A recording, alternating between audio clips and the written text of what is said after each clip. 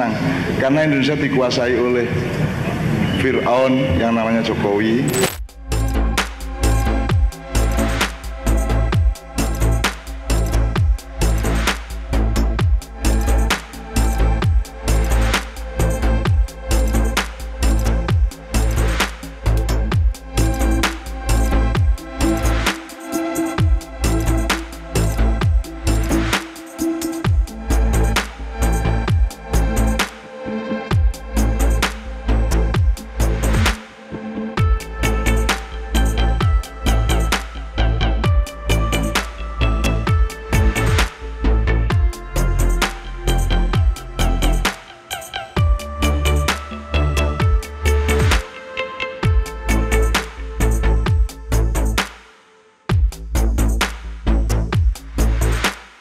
Penghinaan atau menghina itu batasannya sampai mana? Sejauh mana kata penghinaan ini tuh bisa sampai presiden itu mengadukan lah orang yang menghina presiden tersebut. Jadi kita ke Bang Tobas dulu kali ya, terhadap penghinaan presiden Bang. Tadi Abang bilang udah dengan sangat keras juga menentang. Jadi kita mau nanya, sebenarnya batasan-batasan menghina boleh atau tidak itu sampai mana Bang? Ya, jadi awalnya memang saya meminta agar ketentuan ini dihapus ya. Alasannya karena ketentuan serupa, yang saya tidak bisa bilang sama, tapi serupa, yaitu pasal 134 di KUHP lama ini sudah dibatalkan oleh Mahkamah Konstitusi.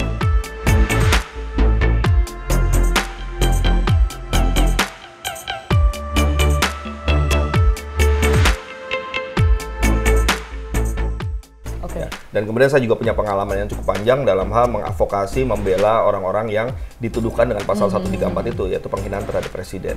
Nah, namun ada pendapat lain ya, di luar dari pendapat saya ini ada pendapat yang berbeda yang menyatakan bahwa ya lembaga kepresidenan ini harus tetap dijaga harkat dan martabatnya. Ya, karena itu pasal ini harus ada. Nah, dari versi pemerintah memiliki argumentasi bahwa pasal penyerangan harkat dan martabat terhadap presiden ini berbeda dengan pasal 134 yang dia bentuknya adalah penghinaan terhadap presiden atau wakil presiden. Yang kedua, perbedaan kedua adalah penyerangan harkat dan martabat kepada presiden dan wakil presiden ini bentuknya adalah delik aduan. Berbeda dengan pasal 134 yang bisa dilaporkan oleh siapapun. Bahkan dalam perkara-perkara yang saya tangani dulu, yang membuat laporan polisi itu sendiri, gitu kan.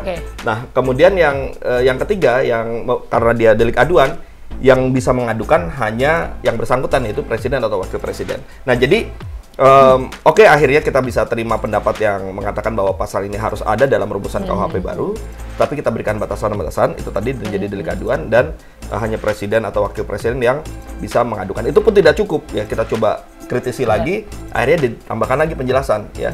Penjelasannya ditambahkan dengan menyatakan bahwa kritik itu kurang lebih kritik itu berbeda dengan penyerangan harkat dan martabat ini, dan kemudian kritik itu diperlukan dalam negara demokrasi. Ini tambahan penjelasan ini diharapkan juga bisa menjadi bahan bagi si orang yang akan dituduhkan misalnya terhadap pasal ini, untuk mengatakan bahwa saya misalnya melakukan kritik, maka harusnya kritik tidak masuk dalam kategori itu, hanya penyerangan harkat dan martabat yang diartikan sebagai merendahkan martabat, menista atau memfitnah sajalah yang kemudian bisa masuk dalam kategori ini. Itu pun juga ya kita bisa bayangkan juga kalau yang mengadu harus presiden langsung, ya mudah-mudahan sih presiden nanti juga tidak gegabah dengan mudahnya mengadukan seseorang.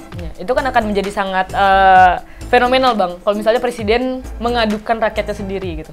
Ya, makanya kita harapkan pasalnya boleh ada, tapi mudah-mudahan tidak akan diterapkan lagi. Gitu. Siap. Nah, kalau misalnya Bang Marbun, kalau misalnya tadi menghina itu hanya sebatas kalau yang merendahkan harkat martabatnya aja gitu. Nah, tapi kalau misalnya menurut Bang Marbun sendiri Bang, kalau menghina itu juga dilarang dan bisa diadukan oleh presidennya langsung, ya, orang pertama Indonesia gitu.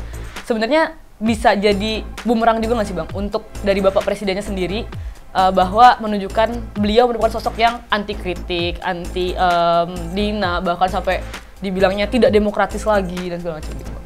Ya semoga aja nggak ada presiden yang kayak gitu ya. Cuma persoalannya kan yang saya mau kritisi adalah logikanya. Dia bilang ini berbeda dari penghinaan 134 karena ini penyerangan harkat martabat. Loh, pasal penghinanya memang penyerangan harkat martabat. Sama aja gitu. Jadi nggak ada bedanya itu satu. Juga. Oke lah, bedanya tadi delik aduan. Oke lah, tadi jadi delik aduan. Jadi yang hanya boleh mengadu presiden dan wakil presiden. Ya, cuman tadi Bang Tobas sudah bilang dicabut MK 134. MK nggak bilang bahwa ini anti demokratis atau ini bertentangan dengan HAM karena ini bukan delik aduan. Enggak, MK nggak bilang gitu. Simply MK bilang memang ini bertentangan dengan pasal ini, penyerangan harkat martabat, ya penghinaan lah dulu nyebutnya ya. Penghinaan terhadap presiden ya memang bertentangan dengan HAM gitu loh. Dan secara konseptual kan kita harus akui lah, udahlah, ini anti-demokratik. Tapi oke lah, toh udah delik aduan, oke lah kita berharap aja dan udah diketok juga, jadi kita berharap aja bahwa presiden berikutnya nggak akan pakai ini. Itu tadi poinnya Bang Tobas. Cuma yang saya mau highlight adalah begini. Udahlah, stop kita ngeklaim bahwa, oh ya ini KUHP karya anak bangsa, anti kolonial gitu loh. Gini Usi, KUHP secara umum di negara manapun sama. Di Korea Utara juga dilarang membunuh. Gitu, di Australia dilarang mencuri, di Amerika adalah larangan korupsi. Semua sama. Yang beda antara KUHP kolonial dan tidak kolonial adalah pasal tentang penghinaan terhadap Raja Ratu kalau zaman dulu ya. Kita biasa kenal kalau orang hukum namanya Hadzayartikelen. Lese Majesty kalau ya. Lese Majesty juga. Oke, ini yang membedakan. Lah, ini udah dicabut MK, terus ada lagi, tapi oke lah, saya nggak berdebat pencabutannya. Saya berdebat logikanya. Kenapa kita klaim bahwa oh ya ini dekolonialisasi. Apanya yang dekolonialisasi? Uang pasal yang benar-benar pasal kolonial aja ada lagi gitu loh. Cuma namanya aja beda. Cuma namanya aja beda, itu satu. Dan bentuknya juga jadi jadi aduan gitu. Dan Usi, kalaupun misalnya ya maunya aduan, ya pakai aja pasal penghinaan biasa. Kalau toh tetap aduan juga ya. Kan Pak Jokowi, bukan Pak Jokowi lah. Kan presiden ke depan juga bukan Pak Jokowi, udah 2 periode kan. Saya nggak tahu Pak Enggak ya. Harus sesuai dengan konstitusi. Mantap. Panutan. Mantap. Anggaplah presiden berikutnya ya. Ya dia kan juga manusia juga, subjek hukum juga. Kan bisa pakai pasal penghinaan biasa gitu. Jadi nggak harus ada pengkhususan untuk presiden gitu loh. Kalau kita anggap harus ada pengkhususan buat presiden, logikanya ya, oh presiden itu agung mulia, kita harus bikin orang pasal khusus di Indonesia gitu ya. gitu, Bang. Bikin aja untuk semua delik pencurian barang presiden, apalagi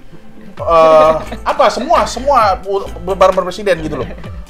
Mencuri, penggelapan uang presiden, bikin aja semua, terus diperberat semua. Kan nggak dapet logikanya ya, paham nggak? Jadi saya basic logika hukum aja nih, ini udah bermasalah. Tapi oke lah, Bang Tobas sudah permasalahkan itu juga, tapi nggak diakomodir. Ya udahlah, udah diperjuangkan juga sama Bang Tobas, ya mau apa lagi? Itulah nasib aja. Jadi ke depan, bener kata Bang Tobas memang, ya kita berharap aja dapat presiden yang tidak begitu. Tapi kan, ya nggak tahu ya, kita nggak tahu juga. Tapi supaya imbang, saya coba menyampaikan apa yang menjadi argumentasi pemerintah. Jadi pemerintah mengatakan bahwa di KUHP itu atau hukum pidana itu dia juga punya kewajiban selain untuk menjaga ketertiban menegakkan hukum, ada juga menjaga melindungi rakyat ataupun juga melindungi kekuasaan gitu. Kekuasaan dalam arti harkat dan martabatnya ya, bahwa agar masyarakat itu bisa mengikuti segala aturan-aturan, kebijakan-kebijakan pemerintah, maka pemerintahnya ini, penguasanya ini juga harus dijaga harkat martabatnya. Itu dari versi pemerintah. Saya supaya ada ini, walaupun kalau pendapat pendapat saya persis sama seperti Bang Marbun, tapi karena saya sudah ikut dalam memutuskan ini, maka saya harus juga bertanggung jawab terhadap apa yang sudah kita putuskan bersama, dan tugas saya adalah menjelaskan berbagai pandangan-pandangan ini beserta alasan-alasan dan argumentasinya.